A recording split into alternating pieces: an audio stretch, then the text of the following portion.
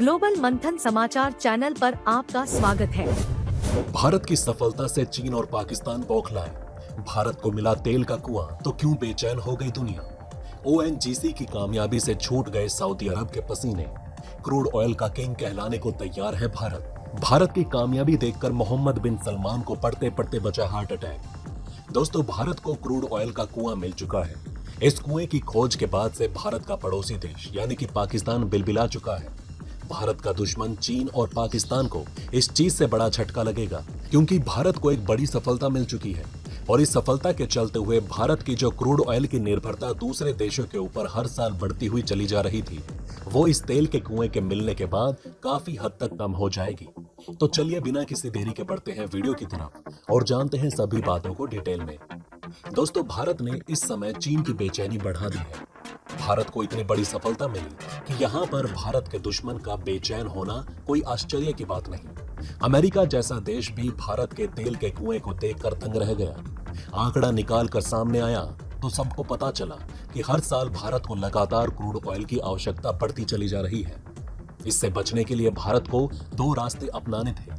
या तो Bharat electronic vehicle पर ज्यादा तेजी से ध्यान देता, लेकिन जिस तरीके से भारत देश में इलेक्ट्रॉनिक व्हीकल की मांग को देख रहा है वो काफी कम है। दोस्तों, अगर हम आंकड़ों पर नजर डालेंगे तो हमें दिखाई देगा कि भारतीय सरकार जो पैसा विदेश से सामान खरीदने के ऊपर खर्च करती है वो हर साल लगातार बढ़ता चला जा रहा है। साल 2022 से 23 फाइनेंशियल ईयर में भारत ने कुल $711 बिलियन का सामान विदेशों से इंपोर्ट किया।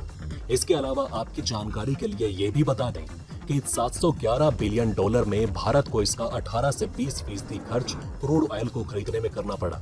इसके अलावा आपकी जानकारी के लिए ये भी बता दें कि इस $711 बिलियन में भारत को इसका 18 से 20% खर्च क्रूड ऑयल को खरीदने में करना पड़ता है। इस समय भारत को रूस की वजह से बहुत सहायता मिल रही है, क्योंकि जिस तरीके से रूस भारत को डिस्काउंट के साथ तेल दे रहा है उस चीज से भारत को काफी फायदा हो रहा है। इसके अलावा जिस तरीके की परिस्थिति इस समय भारत के साथ चल रही है उससे ये दिखाई दे रहा है कि भारत को क्रूड ऑयल की बहुत ज्यादा आवश्यकता है। इसके अलावा आंकड़ों पर नजर डालेंगे तो हमें दिखाई देगा कि गाड़ी खरीदने में भी लगातार बढ़ोतरी होती चली जा रही है। हर साल पिछले साल से ज्यादा 2 व्हीलर और 4 व्हीकल खरीदे जा रहे हैं। इस चीज से ये बात तो साफ होती है कि आने वाले समय में भारत को और भी ज्यादा क्रूड ऑयल की आवश्यकता पड़ेगी। जिस तरीके के आसार इस समय नजर आ रहे हैं उसको देखकर ऐसा कहना गलत नहीं होगा कि आने वाले 8 से 10 साल बाद भारत को 190 से 200 बिलियन डॉलर के क्रूड ऑयल खरीदने पड़ेंगे, जबकि भारत अभी 130 बिलियन डॉलर के आसपास क्रूड ऑयल खरीदता है। भारत को इस चीज से निकलने के लिए एक ही रास्ता अपनाना होगा और वो है भारत को जल्द से जल्द इलेक्ट्रॉनिक व्हीकल की तरफ कदम बढ़ाने होंगे। जिस तरीके से इलेक्ट्रॉनिक व्हीकल की मांग वेस्टर्न देशों में दिखने को मिल रही है उस तरीके से भारत में बिल्कुल भी नहीं। एक बार इलेक्ट्रॉनिक व्हीकल भारत के मार्केट में लगातार बढ़ने लगेंगे तो इस चीज से भारत को विदेश से कम क्रूड ऑयल इंपोर्ट करना पड़ेगा। आज भी भारत अपनी जरूरत का 85% क्रूड ऑयल दूसरे देशों से इंपोर्ट करता है। पिछली सरकारों ने देश के आसपास के रीजन में क्रूड ऑयल स्टेशन की दिशा में कुछ भी ज्यादा ध्यान नहीं दिया।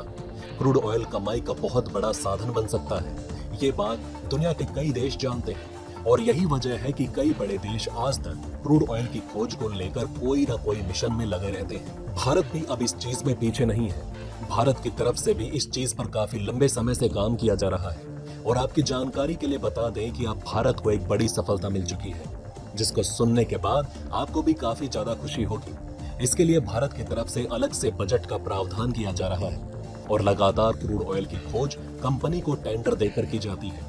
भारत में भी ओएनजीसी अपने बजट का एक बड़ा हिस्सा पोटेंशियल ऑयल और गैस एजेंसी रिसर्च डिस्कवरी के ऊपर खर्च करती है और इसी ओएनजीसी को अपनी मेहनत का फल भी मिल चुका है।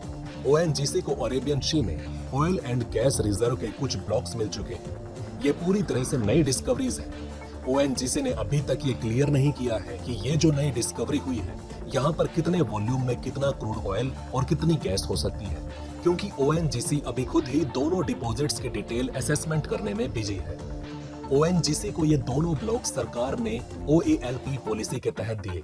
जब भी ओएनजीसी को पोटेंशियल ऑयल और गैस डिपॉजिट मिलते हैं उनको उसी टाइम भारतीय सरकार के डायरेक्टरेट जनरल ऑफ हाइड्रोकार्ब्स डिपार्टमेंट को इन्फॉर्म करके खबर देनी पड़ती है। ओएनजीसी ने डायरेक्टरेट जनरल ऑफ हाइड्रोकार्ब्स को इन दोनों डिपॉजिट की रिपोर्ट सबमिट कर दी है।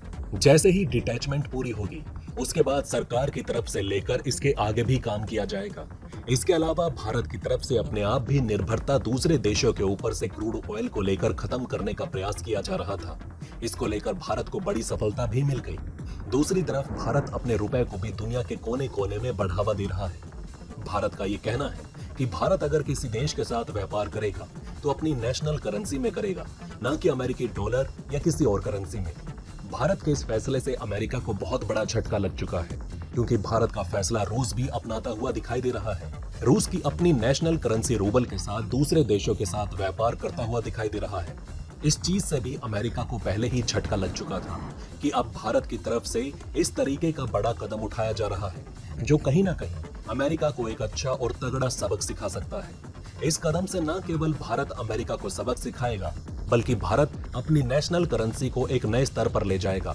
भारत सरकार ने अपने नई विदेश नीति 2023 का ऐलान किया है। कॉमर्स मंत्री पीयूष गोयल ने नई विदेश ट्रेड पॉलिसी की घोषणा की, जिससे ग्लोबल ट्रेड में गिरावट के बीच एक्सपोर्ट को बढ़ावा मिलने की उम्मीद है। नई विदेश व्यापार नीति ने 2030 तक भारत के गुड्स एंड सर्विसेज के निर्यात को $2 ट्रिलियन तक ले जाने के विजन पर फोकस किया। ये 1 अप्रैल 2023 से लागू हो गई है। पीयूष गोयल ने शुक्रवार को कहा कि नई नीति रुपए में व्यापार के अंतर्राष्ट्रीयकरण पर ध्यान केंद्रित करेगी। विदेश व्यापार के डायरेक्टरेट जनरल संतोष सारंगी ने कहा कि वित्त वर्ष 2023 में भारत का कुल निर्यात 2021-22 में $676 अरब के मुकाबले $760 अरब को पार करने का अनुमान है। विदेश व्यापार महानिदेशालय ने कहा कि वित्त वर्ष 2022-23 में भारत का निर्यात $765 अरब को पार कर जाएगा। मंत्रालय ने कहा कि नई विदेश व्यापार नीति प्रोत्साहन से छूट के लिए एक कदम को चिन्हित करेगा। ये निर्यातकों, राज्यों, जिलों और भारतीय मिशन के सहयोग से एक्सपोर्ट के प्रोत्साहन पर ध्यान केंद्रित करेगी। ये ईज ऑफ डूइंग बिजनेस को बढ़ावा देगा और ई कॉमर्स और एक्सपोर्ट हब जैसे उभरते क्षेत्रों पर फोकस करेगा। भारत ने जब फैसला लिया था कि भारत दुनिया में अमेरिकी डॉलर से व्यापार नहीं करेगा, बल्कि अपनी नेशनल करेंसी रुपए से व्यापार करेगा, जब यह खबर अमेरिका के कानों में गई तो अमेरिका दंग रह गया था। अमेरिका की तरफ से भारत को पहले भी धमकाने की कोशिश की गई और अमेरिका ये बात भी अच्छे से जानता है कि भारत अमेरिका से डरने वाला नहीं। चाहे वो रूस और यूक्रेन का युद्ध हो, उस समय भी अमेरिका ने भारत को अपने इशारों पर नचाने की कोशिश की थी, लेकिन भारत ने अमेरिका को उसकी औकात दिखा दी और बता दिया था कि भारत की विदेश नीति किसी की गुलाम नहीं। इस बार भी भारत की तरफ से धूम मचा दी गई है। वैसे आपको ये खबर कैसी लगी? आप हमें नीचे कमेंट बॉक्स में अवश्य लिखकर बताएं। जय हिंद, जय भारत।